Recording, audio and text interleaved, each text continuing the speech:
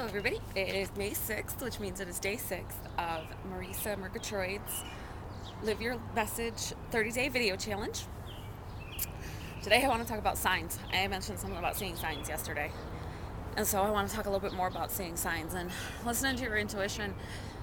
Seeing signs is a way, an outer way, to help you tap into that inner feeling. Signs are specific events, specific coincidences that mean something out of the ordinary. And what they mean is going to be person by person. What that sign is going to be person by person. I have a few personal signs, mostly associated with my marriage, and they've been signs almost all along. Some of them since even before we got married.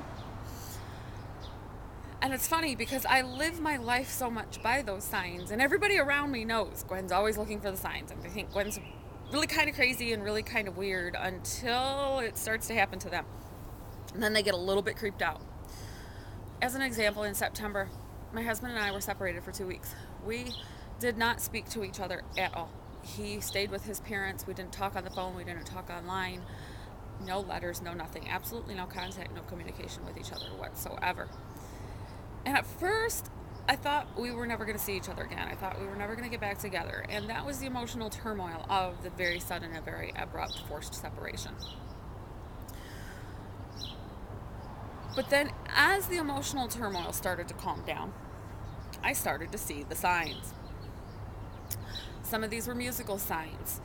When we initially talked about getting married, we were planning on getting married a year or two after we'd started dating. And we were planning this amazing, beautiful, big, hot pink and lime green party wedding. And we were going to walk down the aisle to the song Party Rock Anthem.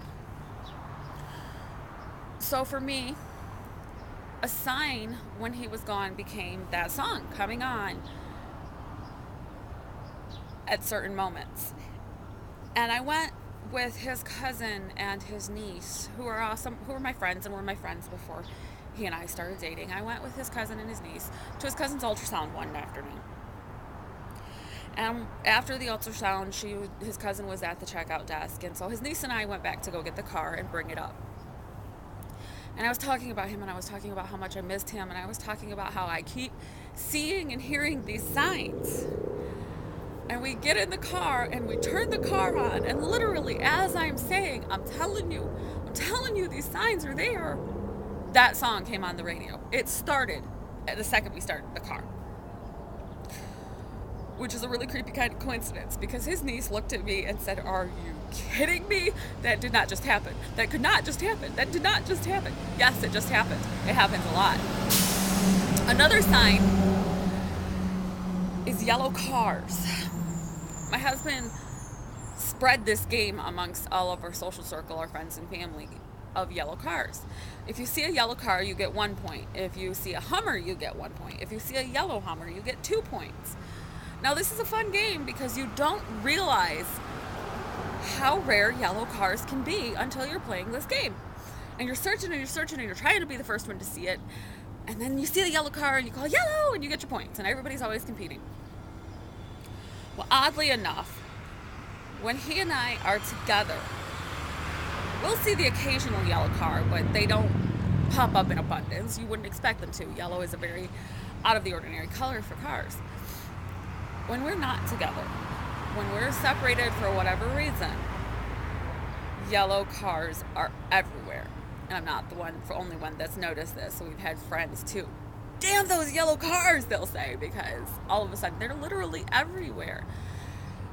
We'll see a yellow Hummer coming down the road. And it's just very odd coincidences like that turn out to be signs. You have to be careful when you're looking for signs, though, because you get the mix-up between your emotions and your gut feeling, and you start seeking them out, specifically looking for those signs. You can ask for signs. I will ask for signs all the time. I will say, if I see this, then it means this. And I set a specific time limit on it as well. Because by the odds of chances, of course you're going to see that at some point, probably 10 years down the road. By then, it's too late for it to be a sign, usually.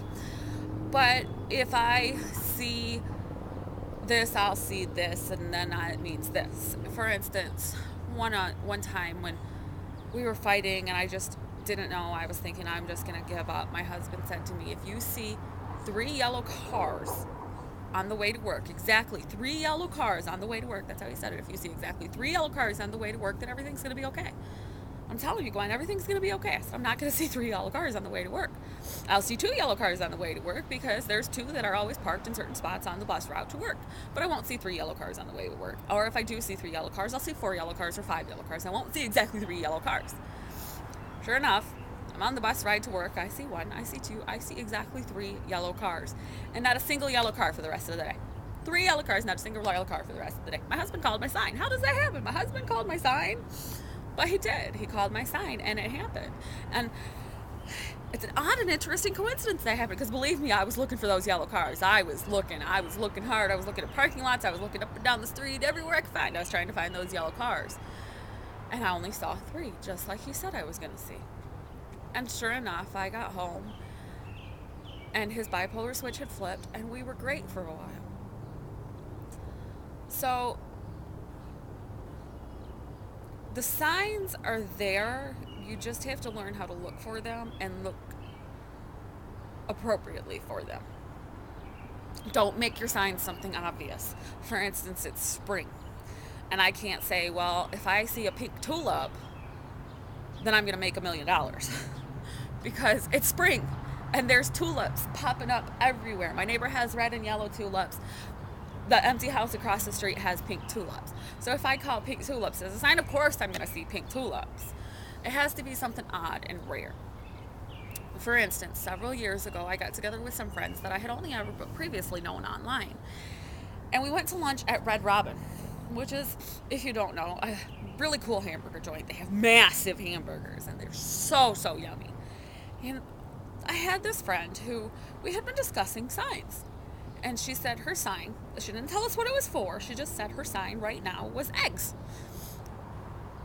And we all get seated down at the Red Robin, and I had never been there before, and they had never been there before either, so we had no idea what to expect. But we opened up the menu, and all 3 of us just started laughing, because right there was an egg burger.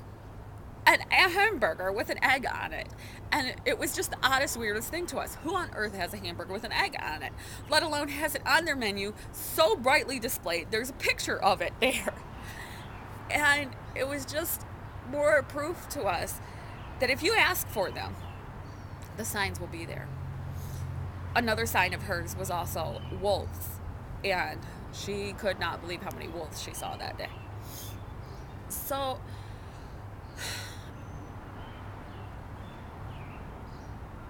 looking for signs is a part of my life. It's been a part of my life for a long time. And it's sort of the universe's way of communicating certain things with me. And they can be good signs or they can be bad signs. A lot of times music will be a sign. I will be bawling my eyes out, freaking myself out, and I will say, I need a sign, I need a sign, I need a sign. And I'll turn on the radio. And a song will come across. And I was like, oh, okay. I get it. I understand. Just calm your happy ass down, Gwen. Everything's going to be okay. Now, everything's going to be okay doesn't mean everything's always going to turn out the way I want it to. It just means everything's going to be okay.